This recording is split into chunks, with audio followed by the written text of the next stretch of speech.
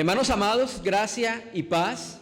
En la reunión anterior iniciamos una consideración, un comentario bíblico a la epístola a los Colosenses y vimos la introducción a la epístola. Conocimos quién era el autor, las razones que llevaron a Pablo a que pudiera escribir esta epístola tan importante.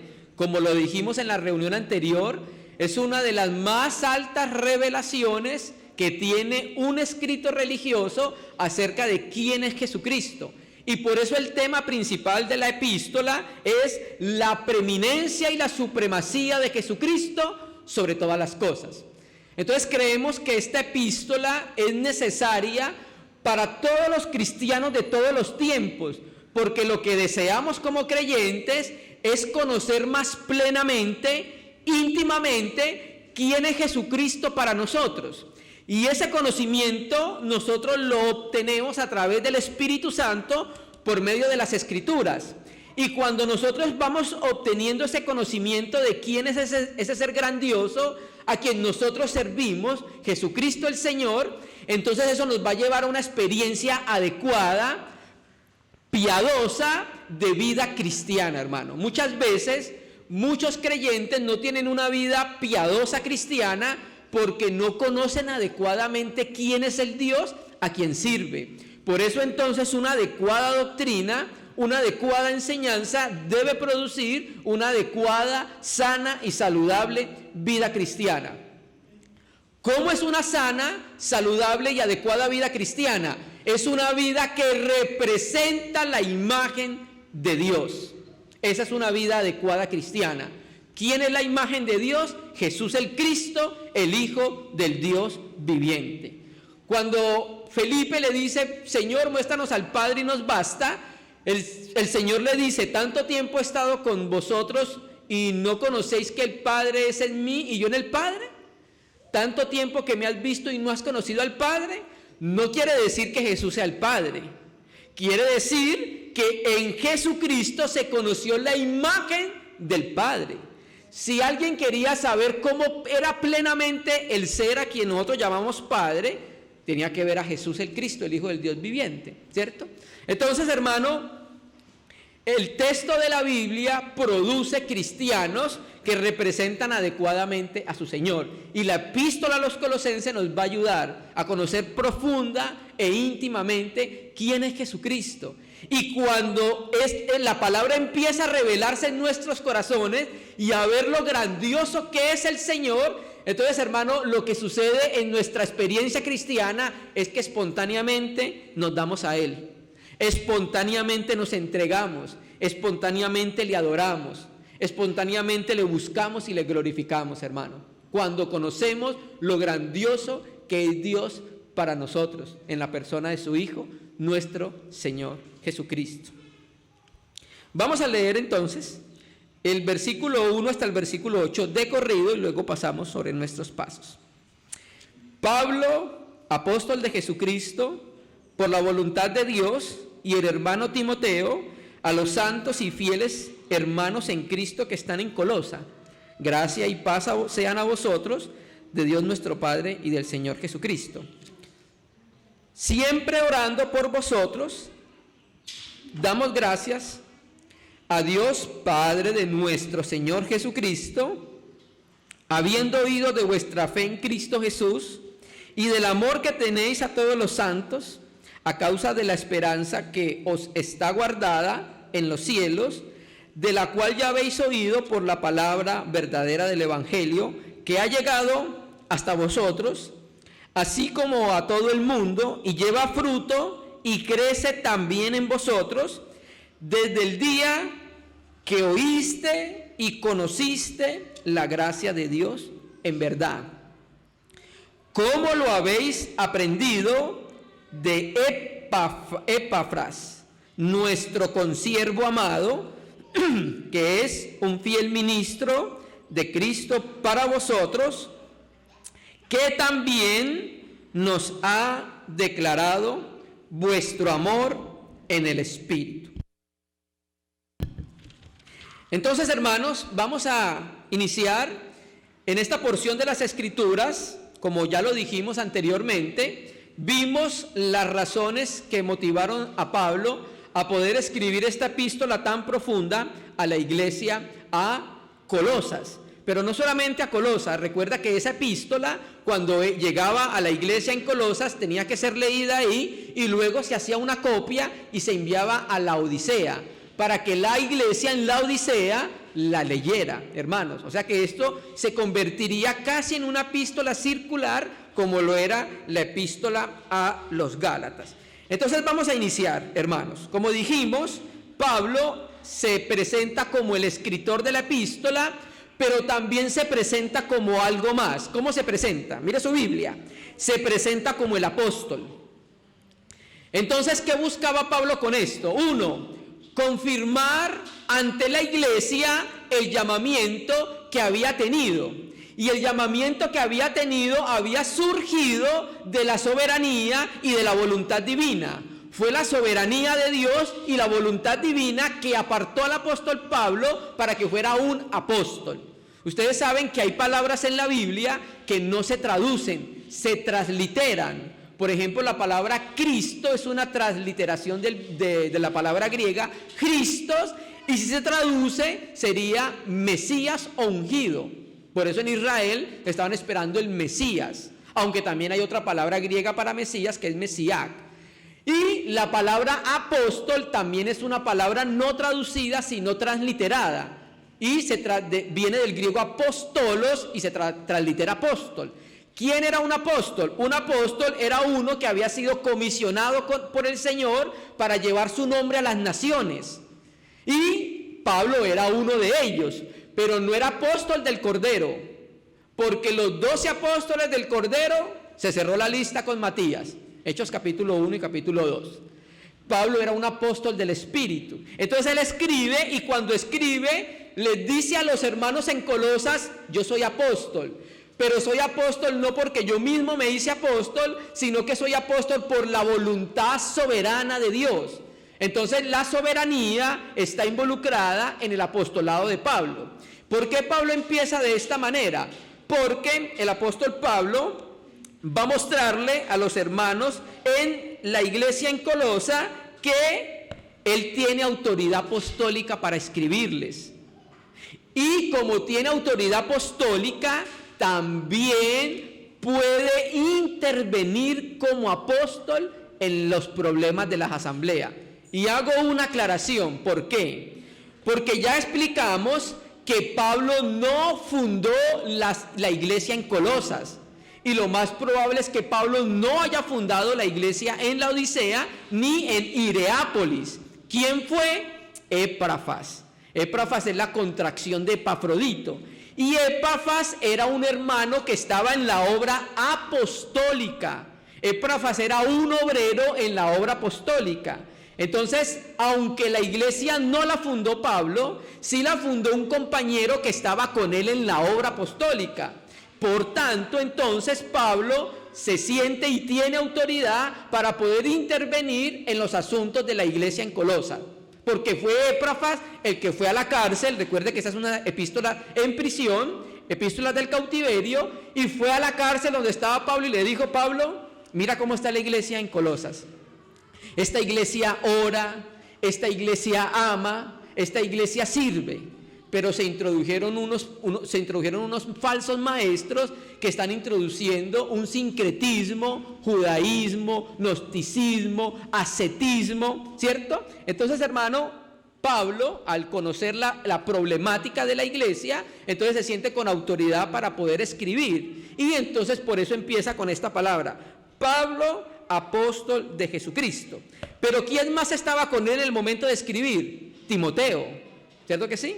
Entonces, ¿qué hace Pablo con esto? Lo más probable es que las iglesias no conocían a Timoteo. Entonces Pablo lo que hace es que introduce a un obrero más joven en las iglesias para que lo conozcan. Y ese también es parte de nuestro trabajo: introducir a los hermanos en las asambleas. Cuando vemos que llegan hermanos que sirven, hermanos que aman, hermanos que sufren, hermanos que se comprometen, tratarlos de introducir al servicio de la obra. Pero llamo la atención que Pablo dice Timoteo, el hermano. O sea que Timoteo no era un apóstol.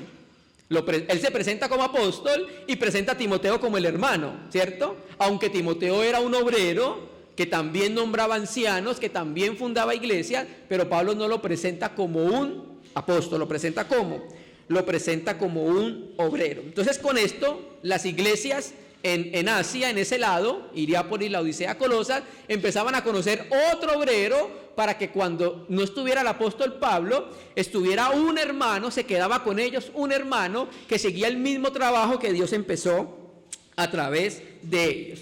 Después de saludarlo, utiliza 3 calificativos para referirse a los hermanos en Colosas: santos, fieles y hermanos.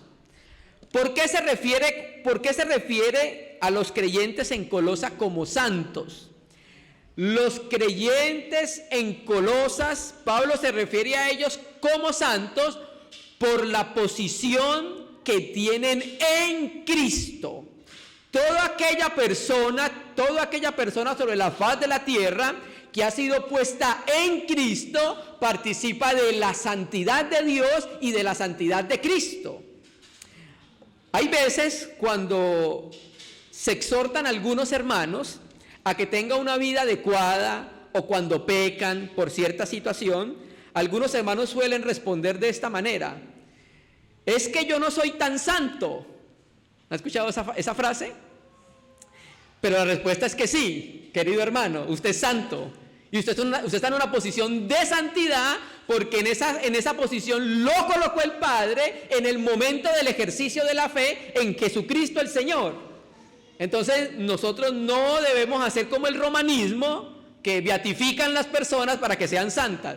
Nosotros somos santos por estar en Jesucristo, hermano. Entonces por eso les dice a los santos, y luego utiliza otro calificativo. ¿Cómo le llama? A los fieles. Entonces, ¿qué es la fidelidad? La fidelidad es una manifestación visible de la fe. Si usted recuerda, en Gálatas aparecen el fruto, la fructificación del Espíritu. Y una de ellas, ¿cuál es? Fe. La Biblia textual y la Biblia de las Américas traducen fidelidad. Entonces, una persona que ha sido puesta en Cristo, una persona que persevera en Cristo, una persona que camina con Cristo, va a tener una vida cristiana fiel a Dios, amados hermanos. ¿Por qué? Porque este creyente empieza a conocer los atributos de Dios, y uno de ellos es ¿qué? La fidelidad de Dios, hermano. Y ese atributo también fue comunicado por el Espíritu Santo que nos fue dado, amados hermanos. Entonces le llama fieles, le llama santos y le llama hermanos. ¿Por qué le llama hermanos? Porque ahora los colosenses, la iglesia en Colosa, y todos los que han creído en Cristo, hacen parte de la gran familia celestial, hermanos. Ahora somos introducidos en la familia de Dios. Sí, Dios tiene una familia. Y nosotros, los que hemos creído, todos los creyentes sobre la faz de la tierra, hacemos parte de esa gran familia celestial. Mire cómo lo dice el texto. Vamos a Filipenses 3, ahí atrás, versículo 20. Filipenses 3, versículo 20. Dice: mas nuestra ciudadanía está ¿en dónde? En los cielos. Entonces, los colosenses eran frigios romanos, pero eran también ¿qué? Ciudadanos celestiales, como lo dice el libro de Hebreos, capítulo 12, cuando dice que el texto griego da a entender que es como si hubiera sucedido un censo en los cielos y nuestra cédula se hubiera inscrito allá, nuestro nombre se hubiera inscrito allá. Entonces los cielos, por decirlo así, tiene un censo del número de ciudadanos que van a vivir ahí.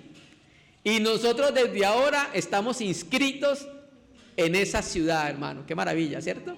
Aunque vivimos acá toda hora, somos de nacionalidad colombiana, no debemos olvidar que somos de nacionalidad celeste, hermanos, amados.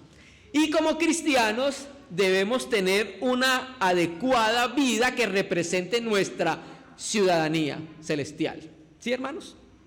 Por ejemplo, Usted va a partes del país nuestro donde es muy frío, la cultura tiene un color, tiene una manera de ser las personas de esa región, ¿cierto? Por ser muy frío. Pero si usted va a una parte de nuestro país donde hace mucho calor, la cultura es diferente. Entonces, de acuerdo a la posición donde esté, ellos van a tener una expresión, ¿cierto? Nosotros tenemos una ciudadanía de los cielos. Y de acuerdo a esa ciudadanía debe ser nuestra experiencia debajo del sol, hermano. No olvidemos que somos ciudadanos del cielo. Entonces, por eso le llama hermanos, ¿sí? Porque antes ellos eran solamente ciudadanos frigios romanos. Ahora son ciudadanos frigios romanos celestiales, ¿cierto? Ya cuando partamos a la presencia del Señor, cuando lleguemos al nuevo cielo y a la nueva tierra que la estamos esperando, entonces seremos solamente ciudadanos celestiales. Continuemos. Entonces, después de saludarlos, viene con el saludo que siempre utiliza, que es gracia y paz, ¿cierto? Entonces, ¿qué es la gracia? Bueno, la gracia, ya lo hemos dicho, es el amor en descenso. La gracia es el amor en descenso, me explico, Cristo descendiendo al encuentro de los pecadores para proveerles un medio de poder salvarse y acercarse a Dios. Entonces Pablo está orando para que esos beneficios espirituales, ese favor divino, pudiera ayudarlos en su vida espiritual. Y el otro saludo es la paz. Pablo siempre deseaba gracia y paz para los hermanos. ¿Por qué entonces Pablo deseaba estas bendiciones espirituales? ¿Qué era la paz? La paz era lo que nosotros recibimos como producto de la obra de Cristo. El Señor Jesús lo dijo en Juan 16, mi paz les dejo, mi paz les doy. ¿Cuándo íbamos a ser acreedores de esa paz? En el momento en que Jesucristo fuera a la cruz, muriera por nosotros y luego enviaba el Espíritu Santo. Y recuerde lo que dice la Escritura en Juan 15, 16, que el Espíritu Santo tomaría lo del Hijo y nos lo comunicaría. Entonces, la paz de Dios que está en Cristo, ¿qué hace el Espíritu Santo? Nos la comunica a nosotros, ¿cierto?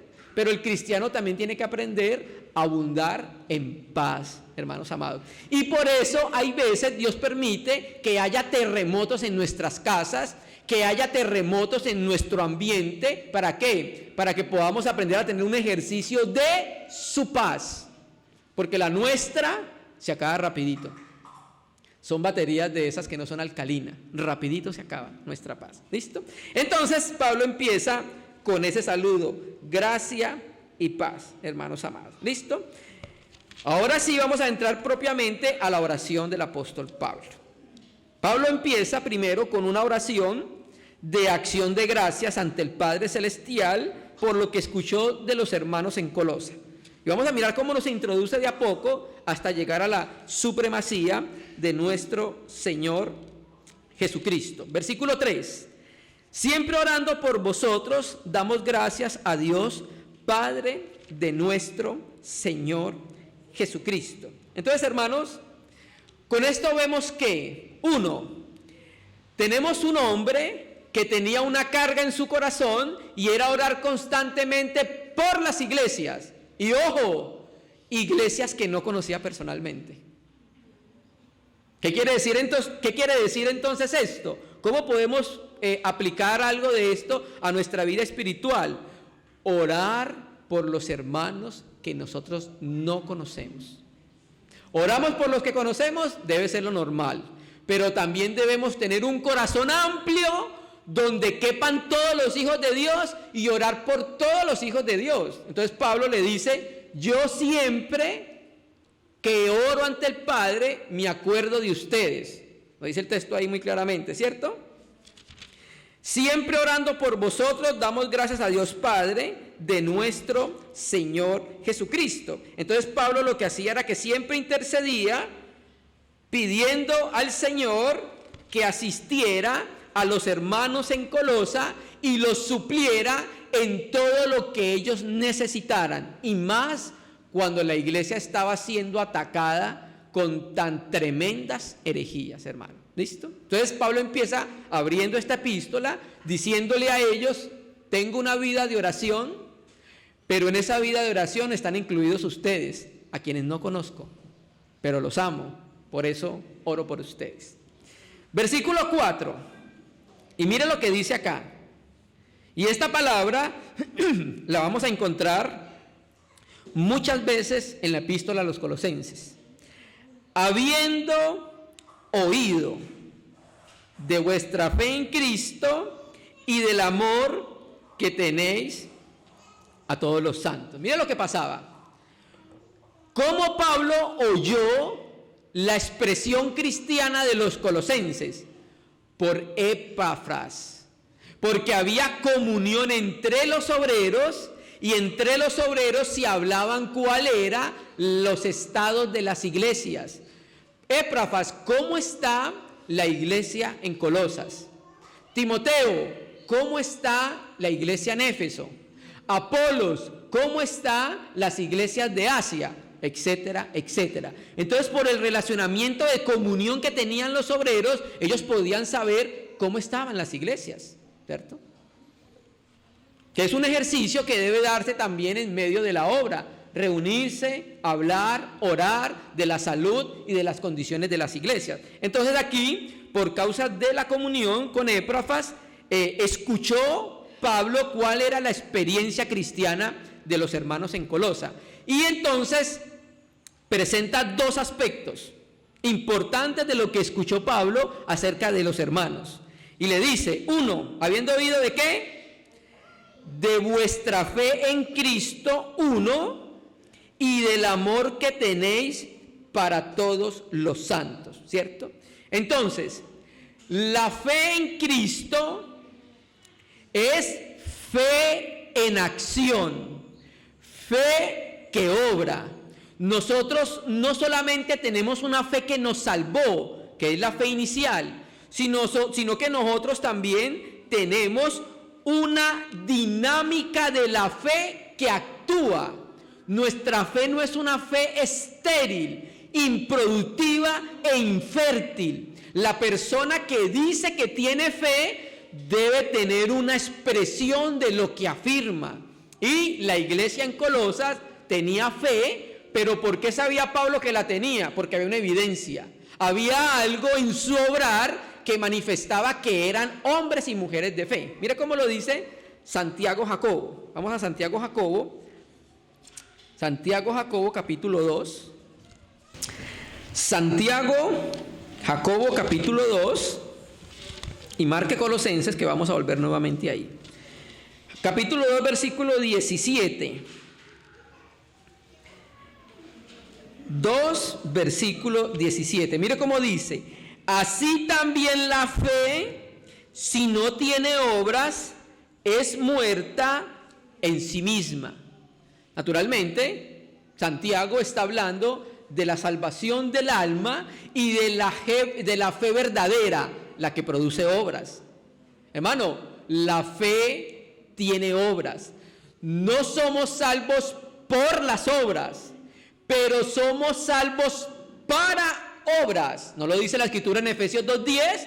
Que el Señor preparó obras de antemano para que nosotros camináramos en ella. Entonces el cristiano, en la medida que se acerca a la palabra y que conoce la voluntad de Dios, va a empezar a introducirse en las obras que Dios preparó para que caminásemos en ella. Y esas obras están relacionadas con la iglesia, no fuera de la iglesia. Hermanos, la edificación es en el cuerpo. La edificación no es individual. ¿No lo dice Efesios capítulo 3, del 14 en adelante? Que nosotros tenemos que conocer con todos los santos ¿qué? La anchura, la profundidad, la longitud y la altura del amor de Cristo. Entonces lo que es Cristo, lo grandioso y glorioso que es Cristo, se conoce ¿cómo? En el cuerpo. A Cristo no se conoce individualmente. Cristo se conoce en la revelación de la comunión. ¿No lo dice un salmo así? 133. Cuán bueno y cuán agradable es habitar los hermanos juntos en armonía.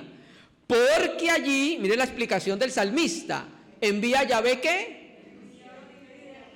Entonces, hermano, cuando nosotros estamos juntos, somos edificados. La edificación no es individual. Sí debemos orar individualmente.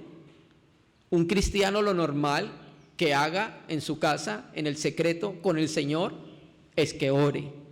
Sí debemos tener un tiempo con la palabra del Señor. Un cristiano, lo más normal es que tenga sus tiempos de lectura para saber qué es lo que dice su Señor y para saber cómo agradar a su Señor. Eso es lo normal. Pero la edificación es en el cuerpo, hermanos, en el cuerpo. Piensen esto.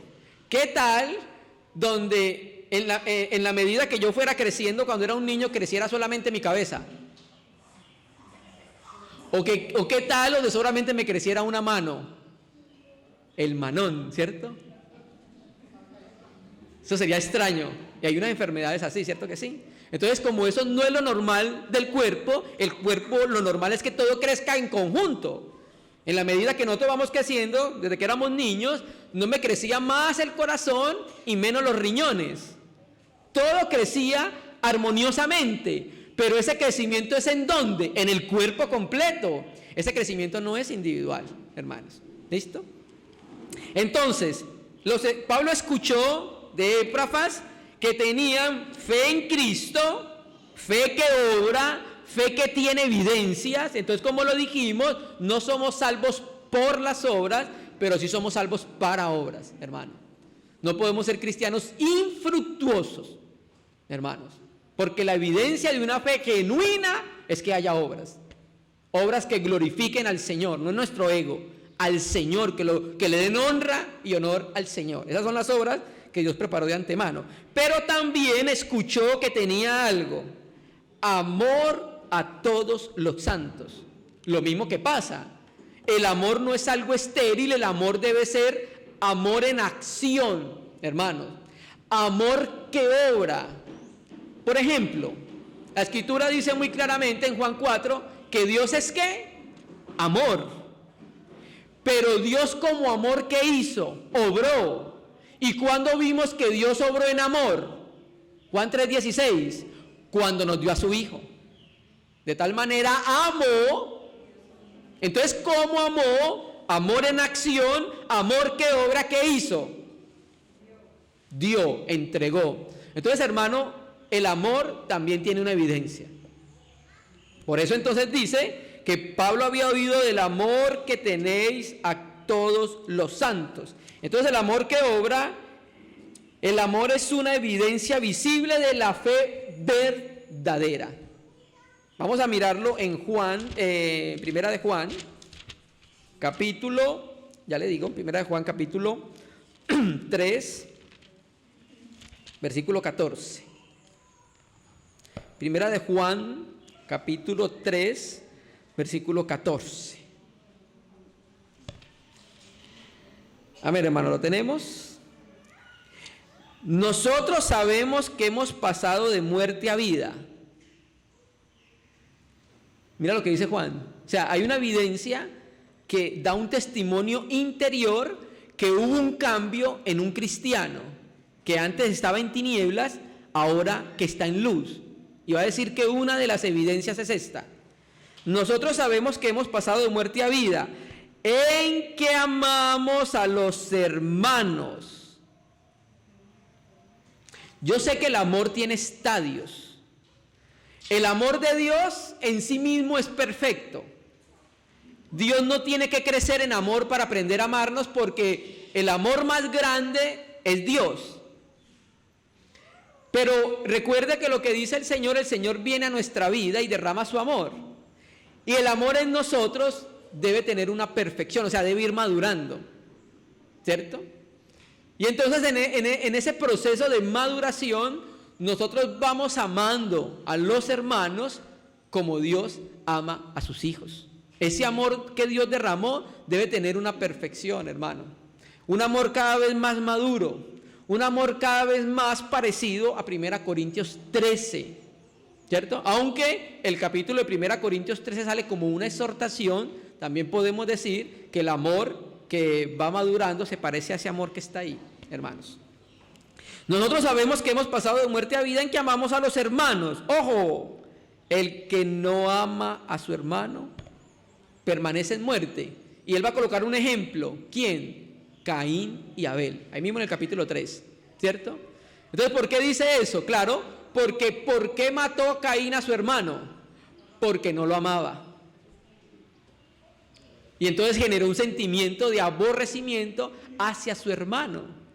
¿Y sabe qué dice la Escritura, el Señor Jesucristo, cuando está corrigiendo la falsa enseñanza de los fariseos? ¿Qué dice acerca del aborrecimiento? El que aborrece a su hermano es... Uy, tremendo. ¿Sabe por qué? ¿Por qué es homicida? Porque Caín aborreció a su hermano y ese fue un homicida. ¿Cierto que sí? Nosotros sabemos que hemos pasado de muerte a vida en que amamos a los hermanos. El que no ama a su hermano permanece en muerte, amados hermanos, ¿cierto? Entonces el amor del creyente por su hermano debe llegar a ser de la misma calidad que el de Cristo. ¿Cómo es el amor de Cristo? Desinteresado y de entrega. No por lo que me pueda beneficiar de lo que yo haga, voy a amar al hermano. No, el amor de Cristo fue un amor completamente diferente. El amor de Dios se entregó desinteresadamente, no esperando nada a cambio. ¿Por qué? Porque la crucifixión no iba a ser más glorioso a Jesucristo de lo que es. Porque Dios es el ser más glorioso que puede existir. Entonces Él no se entrega para añadir más gloria a su gloria, porque Él ya tiene toda la gloria. Entonces, ¿por qué se entrega? Por amor y desinteresadamente por nosotros. Entonces, la calidad del amor de Dios en nosotros va a empezar a tener una transformación. Y vamos a empezar a amar con el paso del tiempo, con la misma calidad que amó el Señor, hermanos amados. Amén. Volvamos a Colosenses. Versículo 5, ya miramos el 4. Habiendo oído de vuestra fe en Cristo Jesús y del amor que le tenéis a todos los santos. Verso 5, a causa de la esperanza que os está guardada en los cielos, del cual ya habéis oído por la palabra verdadera del Evangelio. Bueno, aquí quiero hacer un ejercicio. Quiero mostrarle lo que dice una paráfrasis acerca de esta traducción. Voy a leerlo, el versículo 5, solo el inicio. Quiero que entendamos ese a causa. Colosenses 1, versículo 5, dice: animados por la esperanza de lo que a ustedes se les ha reservado en los cielos, amados hermanos. ¿Cierto que sí? Entonces, primero, ¿qué estamos viendo acá? La triada de las virtudes cristianas que más se evidencian en la Biblia. ¿Cuál? Fe, amor y esperanza. Aquí aparece la esperanza. Primera de Corintios capítulo 1, capítulo 13, versículo 13. Ahí habla de estas tres virtudes del cristiano, ¿cierto? Entonces, tenemos fe, tenemos amor y tenemos esperanza. Entonces, la fe descansa en Cristo. El amor es la consecuencia de estar en Cristo y la esperanza es la presencia de Cristo en nosotros. Nosotros podemos hablar de la fe en un sentido pasado, en la fe en lo que Dios hizo. Podemos hablar del amor en un estadio presente, el amor que actúa, y podemos hablar de la esperanza en un aspecto futuro que espera la segunda venida de nuestro amado Salvador. Entonces dice, a causa o animados. Entonces mire, quiero que entendamos esta palabra a causa o esta palabra animado. Los hermanos en Colosa tenían una expresión de fe, una expresión de amor, animados o a causa de qué. Mire su Biblia. A causa de la esperanza de lo que le estaba reservado en los cielos. Quiere decir que cuando a ellos se les predicó el Evangelio, se les habló acerca de la esperanza en los cielos, de algo, de una herencia que se les reservaba a todos aquellos que creían en Cristo. Y entonces eso los animó y eso los motivó a ellos a poder tener una experiencia de vida cristiana que represente al Señor en amor y en fe. Amados hermanos, por eso traje esa traducción para que lo pudiésemos leer. A causa de la esperanza que está guardada ¿en dónde? en los cielos. Entonces, ¿qué los animó a tener esa expresión de vida? Las promesas eternas, hermano. Todo cristiano debe saber lo que dice la Biblia. A Dios se le agrada por fe. Hebreos 11, verso 6. Y sin fe es imposible agradar a Dios. Pero también dice el texto que el que agrada a Dios y el que tiene fe en Dios va a ser galardonador por él, hermano. Va a ser galardonado por Dios. Dios lo va a galardonar. Entonces, ¿qué es lo que pasa con los hermanos en Colosa? Cuando escucharon el mensaje del Evangelio y les dijeron que tenían ahora una herencia en la eternidad, los animó y los motivó a tener una vida adecuada de fe y una vida adecuada de amor. Mire cómo lo dice Pedro, hermano. Vamos a ir a Pedro. Primera de Pedro, capítulo 1, versículo 3.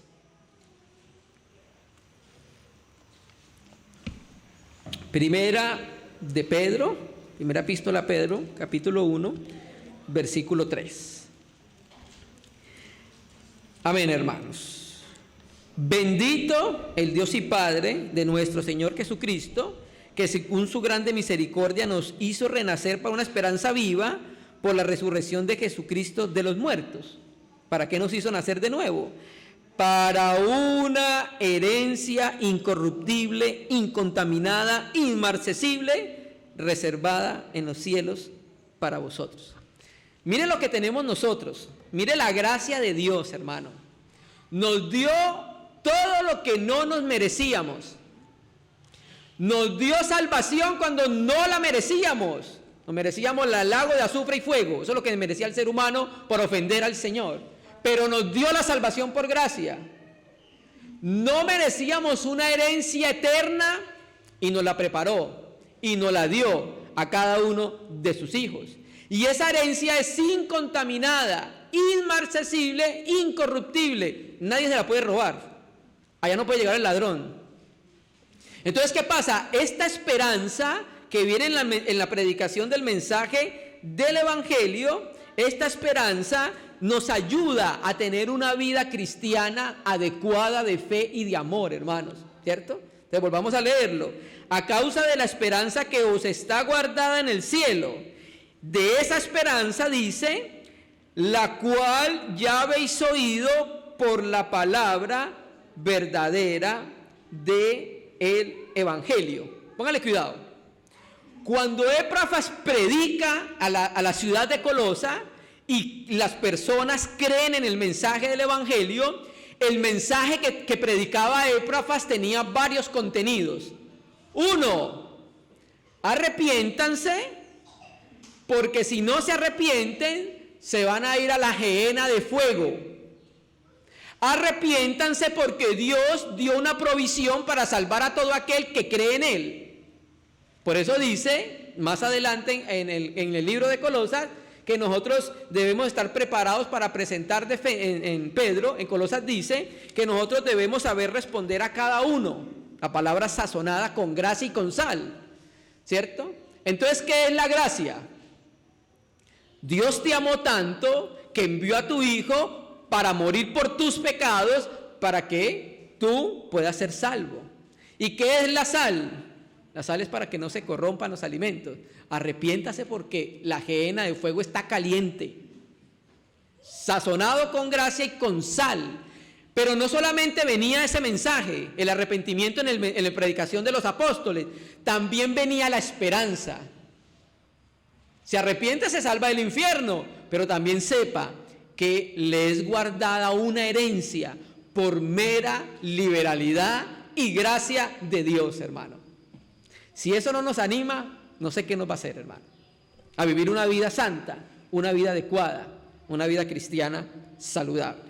Entonces los hermanos tenían esa experiencia de fe y de amor a causa de la esperanza que estaba guardada en los cielos, que por la predicación de la palabra verdadera de el Evangelio. Esa palabra verdadera, aletheia, en el griego, nos quiere decir, Pablo está tratando inmediatamente de decir, que hay unos mensajes falsos por ahí. el de los gnósticos, el de los judaizantes, el de los ascetas, el de los místicos, el de la filosofía, que todo ese sincretismo era el que quería entrarse a la iglesia en Colosa. Y por eso Pablo utiliza la palabra verdadera del evangelio. No solamente dice la palabra del evangelio, sino la palabra ¿qué? Verdadera, porque eso es lo verdadero de parte de Dios. Y más en este tiempo.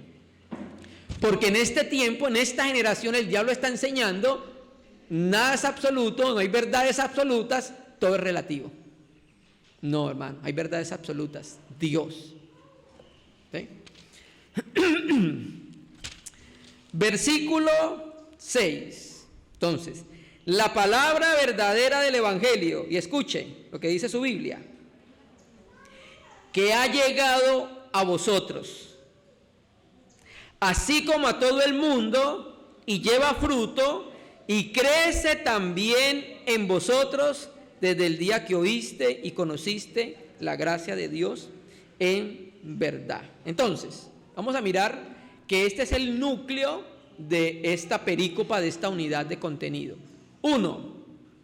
Aquí le está diciendo que ese evangelio llegó hasta ellos por la predicación de ¿quién? De Epafras, ¿listo? Y también dice que ese evangelio llegó a todo el mundo, pero debemos entender ese todo el mundo de la manera que lo enseña el texto, porque en ese momento el evangelio no llegó a las Américas. ¿Por qué? No se había descubierto. Cuando dice todo el mundo es el imperio romano, todo el mundo habitado que se conocía en ese entonces. Entonces, a través de la obra apostólica, a través de los obreros que salían a los rincones de la tierra, llevaban el mensaje del evangelio. Entonces, así como en Colosas llegó el mensaje, también llegó a las otras ciudades. Y sigue diciendo, que ha llegado a vosotros, hasta vosotros, así como a todo el mundo. Y preste atención lo que dice el texto. ¿Listo? Porque en ese momento que Pablo escribe, el evangelio había alcanzado incluso a la casa del César. ¿Recuerda que lo leímos en la reunión anterior? Cuando Pablo escribe la epístola a los filipenses. Bueno. Entonces dice, versículo 6, que ha llegado hasta vosotros, así como a todo el mundo. Ojo, y lleva fruto y crece también entre vosotros, amados hermanos. Y esto es el núcleo de lo que queremos compartir de esta porción en el día de hoy. El mensaje de Dios, que es la palabra de Dios, es una palabra que produce vida. Es una palabra que produce cosecha. Por eso dice acá que esa palabra, cuando se siembra, ¿qué hace? Lleva fruto. O sea, hay una evidencia de que la palabra de Dios ha sido sembrada. Se trabajó, se echó agua, se regó, le da el sol, y entonces eso va a producir un fruto, ¿cierto? ¿Por qué? Porque la palabra de Dios multiplica. Y ojo, no estamos hablando de la falsa teología de la prosperidad. Estamos hablando del crecimiento de la palabra de Dios en el corazón de la iglesia. Vamos a mirarlo con una metáfora en que todos lo conocemos. La parábola del sembrador. Vamos a ir a Lucas, vamos a leer la de Lucas capítulo 8. Entonces, hermanos, aquí dice que esa palabra que llegó a los colosenses, lleva fruto. Quiere decir que es una palabra fértil, productiva. Mire lo que dice Lucas, capítulo 8, versículo 15. La parábola del sembrador, pero leída desde Lucas. Lucas 8, versículo 15. El Señor está enseñando que cuando nosotros vamos a predicar el mensaje del evangelio, debemos entender que hay varios tipos de corazones los cuales van a recibir la palabra.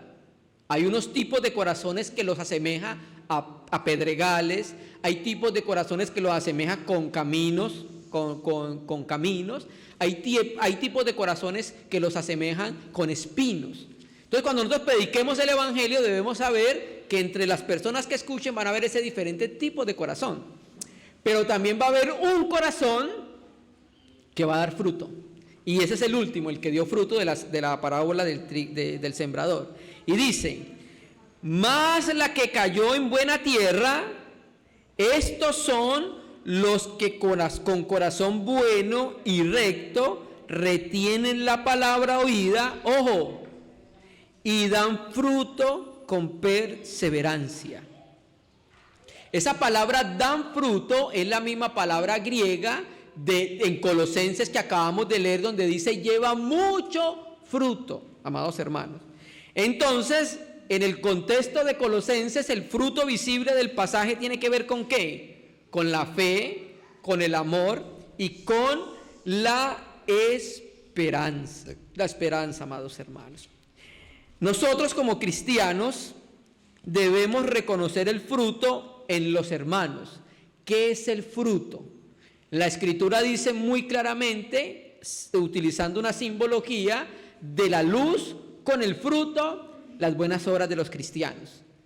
¿Qué es el fruto? Una mente cristiana que es transformada. Una mente que ya no ama al mundo, sino que ama al Señor. Una mente que prefiere al Señor y no prefiere al mundo, ¿cierto? Una mente que siempre va pisando las huellas del rebaño, está en la comunión, hermano, ¿cierto? Entonces quiero ponerle un ejemplo. Por ejemplo, yo sé que hay estadios y edades en medio de la asamblea, pero una mente que aún necesita renovación y necesita madurar, es la mente. Pues supongamos, hoy tenemos la reunión, entonces los hermanos están todos convocados a la reunión, y entonces hay un hermano que dice, no, yo no voy a ir a la reunión porque ahorita el partido es a las 11:50, o no, yo no voy a la reunión porque la novela de las 10 ya van a mostrar quién era el amante de la esposa. Entonces, ¿qué pasa? Esta persona todavía tiene su mente puesta en las cosas naturales. ¿Qué hace entonces el crecimiento, la maduración en el cristiano? Empieza a darse cuenta que aunque vayan a mostrar el esposo, el amante del esposo, a él le interesan más los asuntos celestiales. Porque cuando nos muramos nosotros ya no vamos a poder ver más quién era el amante de la esposa. Cuando nos muramos vienen solamente las cosas eternas, hermano. Que esas son las que perduran, ¿cierto? Entonces, hermano, ahí por la mente vamos viendo nosotros el fruto de cada cristiano. No tengo nada en contra de la novela de las 10, no sé cómo se llama, pero es para que entiendan una comparación, hermanos. Listo, entonces esa palabra, esa palabra lleva fruto. ¿Y qué más dice el texto? Vamos a Colosenses. Crece. Hermano, ¿qué está haciendo Dios? Insistiéndonos que nos reunamos, insistiéndonos que oremos, insistiéndonos que tengamos comunión, insistiéndonos que nos edifiquemos en la palabra. ¿Qué está buscando Dios? Crecimiento por los medios de gracia. Llamo la atención a esta palabra crece. ¿Por qué? Porque esta forma verbal de esta palabra, uno, está en tiempo presente. Quiere decir en tiempo presente un verbo que es una acción continuada. Entonces, la palabra de Dios va a crecer en nosotros hasta que partamos a la eternidad. Constantemente, es dinámica. Pero me llama la atención porque la voz de esta palabra está en pasivo. Quiere decir, cuando la voz está en pasivo, es que alguien más hace la acción. O sea que yo no la voy a hacer. Por ejemplo, mi esposa me dio agua. O sea, yo no fui y tomé el agua, sino que alguien hizo la acción de traérmela. Si yo hubiera tomado agua, estaría en activo. Yo tomé agua. Pero entonces, cuando es en pasivo, quiere decir que alguien más va a hacer la acción. Entonces, la palabra de Dios crece. Y en voz pasiva quiere decir que alguien más va a producir el crecimiento de la palabra en mi corazón. ¿Quién? Dios. Nuestra responsabilidad es responder a su palabra. Y cuando respondemos, empieza a haber una maduración, un crecimiento de esa palabra en mi vida, hermanos. Así lo dice Pablo, leámoslo en 1 Corintios capítulo 3, versículo 6. 1 Corintios capítulo 3, versículo 6.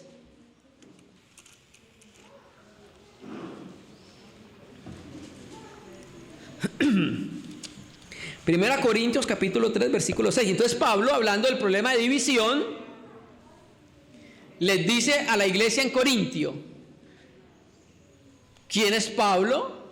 ¿Quién es Apolos? ¿Quién es Pedro? Porque ellos estaban seleccionando entre los obreros. Y entonces les dice, para decirle que ellos no son más que servidores del Dios Altísimo. Dice: yo planté, Apolos regó. O sea, ¿qué fue lo que hizo Pablo en Corintios? Fue y predicó el evangelio. Cuando predicó el evangelio, ¿qué hizo? He aquí, el sembrador salió a ¿qué? Sembrar. Entonces, cuando Pablo predicaba, sembró la palabra. Después de que Pablo sembró la palabra y trabajó con los hermanos, después venía Apolos, un obrero. ¿Y qué hacía Apolos? Echaba agüita a lo que se había sembrado. Pero Pablo no tenía el poder de hacer crecer la semilla. Apolos, con todo y eso, que era un tremendo predicador, no tenía el poder de hacer crecer la semilla. Entonces Pablo le dice a los corintios: ¿sí ve que no somos nada? Solamente plantamos, solamente regamos, pero el crecimiento lo ha dado Dios. Y aquí crecimiento está en voz activa, quiere decir que la acción la va a hacer Dios, hermano. Entonces nuestra responsabilidad, porque tenemos parte en esto, nosotros no hacemos esto cuando creemos y esperamos que Dios haga el crecimiento. No, debe haber una respuesta del cristiano para que ocurra el crecimiento en la vida nuestra. Entonces, el crecimiento y la producción del fruto van simultáneamente. Un crecimiento exterior y el fruto una evidencia exterior, ¿cierto? Entonces, esta fructificación de la palabra, que es precisamente el fruto del Espíritu Santo, esta fructificación de la palabra, ¿cuándo empezó? En los Colosenses. Dice el texto: desde el día que lo oyeron. O sea, esta iglesia fue una iglesia fructífera. Desde el momento que lo oyeron, volvamos a Colosenses y se da cuenta que ahí dice, desde el momento que lo oyeron, el mensaje del evangelio, y la fe viene ¿por qué? ¿Oír qué? Entonces, en el momento que oyeron la palabra, desde ahí empezó esta iglesia a responder con fe a la palabra que se les estaba predicando, hermano. Entonces, uno de los aspectos importantes de este compartir es la evidencia, la respuesta nuestra como cristianos y como iglesia a la palabra del Señor, hermanos amados. Entonces vemos nosotros que desde que oyeron el evangelio y tuvieron el ejercicio de la fe en Cristo, entonces empezaron ellos a crecer y conocieron la gracia de Dios en verdad, porque no la conocían. ¿Recuerda lo que leímos en la reunión de introducción? Una de las principales dioses con D minúscula era Cibeles, la Magna Mater. Y los frigios y los romanos y los griegos se caracterizaban por la idolatría. O sea, ellos no conocían la gracia de Dios. Pero cuando creyeron al mensaje del evangelio, ahora sí, dice la escritura que conocieron la gracia de Dios. Volvamos ahí a Colosenses.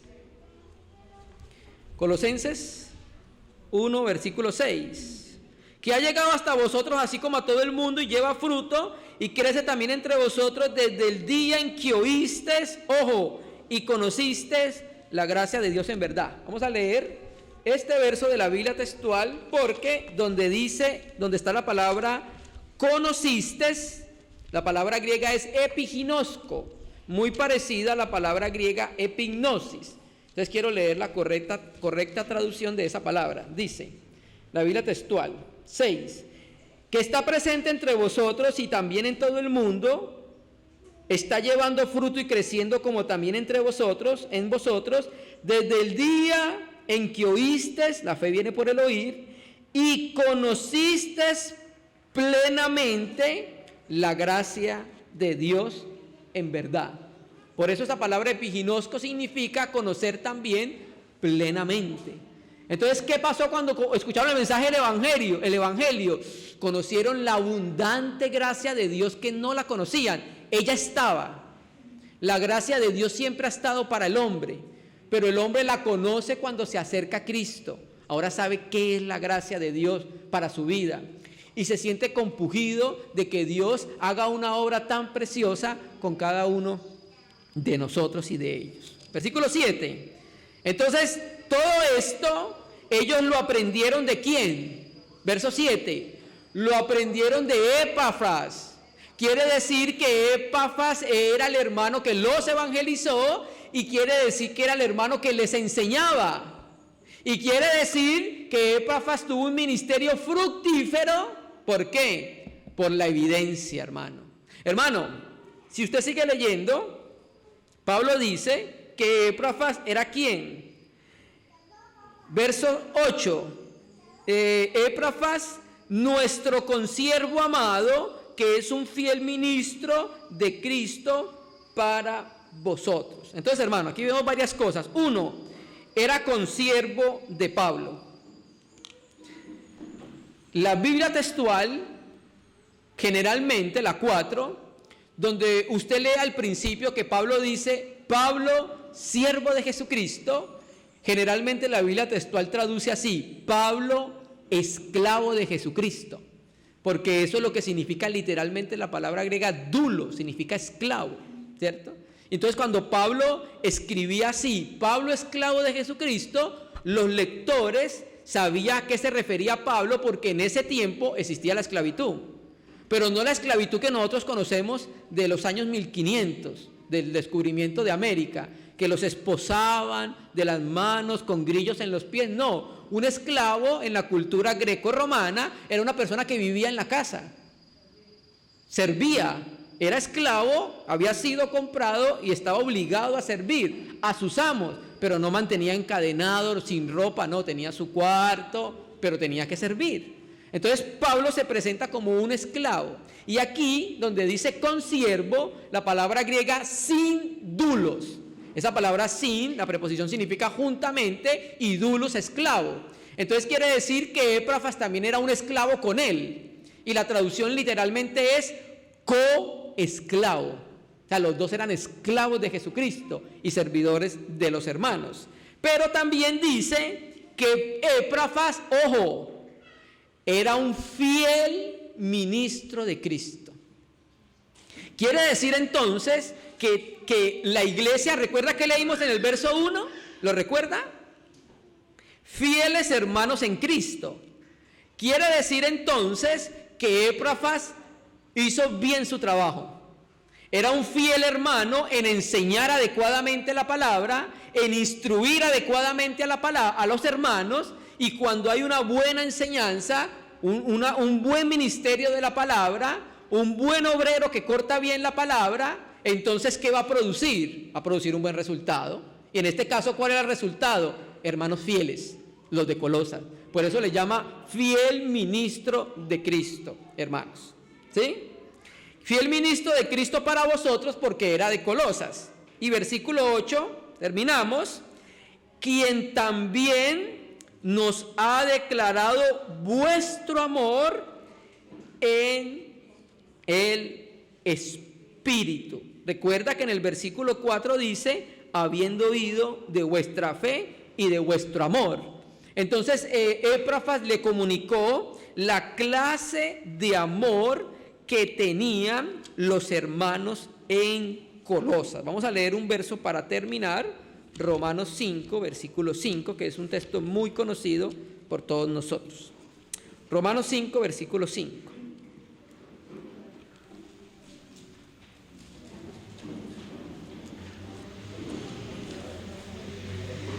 Romanos 5, 5. Y la esperanza no avergüenza, lea su Biblia, porque el amor de Dios ha sido derramado en nuestros corazones por el Espíritu Santo que nos fue dado. Entonces, hermanos, nosotros tenemos la capacidad de amar con el amor de Dios porque Dios derramó su amor cuando nos dio el Espíritu Santo. Entonces, cuando nos dio el Espíritu Santo, el cristiano fue saturado del amor divino por la acción del Espíritu Santo, a fin de que el cristiano pueda vivir lo distintivo de los discípulos de Cristo, el amor. Eso es lo distintivo del cristianismo. ¿No lo dice así Juan, capítulo 13? En esto conoceréis que sois mis discípulos. ¿En qué? ¿En que tienen muchos dones? No, en que nos amamos unos a otros, amados hermanos.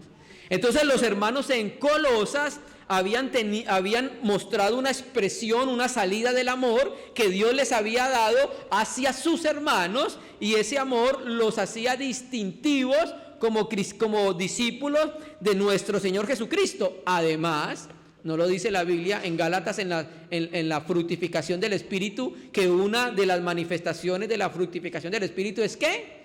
El amor, hermanos amados, ¿cierto que sí? Entonces, hermanos amados, quien conoce a Dios, ama por razón de la vida que le fue comunicada cuando recibió el Espíritu Santo. Entonces podemos concluir de esta primer porción de las Escrituras, uno, que el Evangelio predicado cristocéntricamente va a producir fruto, va a crecer en nuestros corazones. Tenemos la responsabilidad moral como cristianos de representar adecuadamente al Señor a través de la vida espiritual. Tenemos la responsabilidad de participar de los medios de gracia que Dios ha dado para el crecimiento de los cristianos. Hermanos, Dios no quiere cristianos enanos. Dios quiere cristianos maduros. La eternidad va a estar llena de hijos de Dios que se parecen a Jesucristo, hermanos.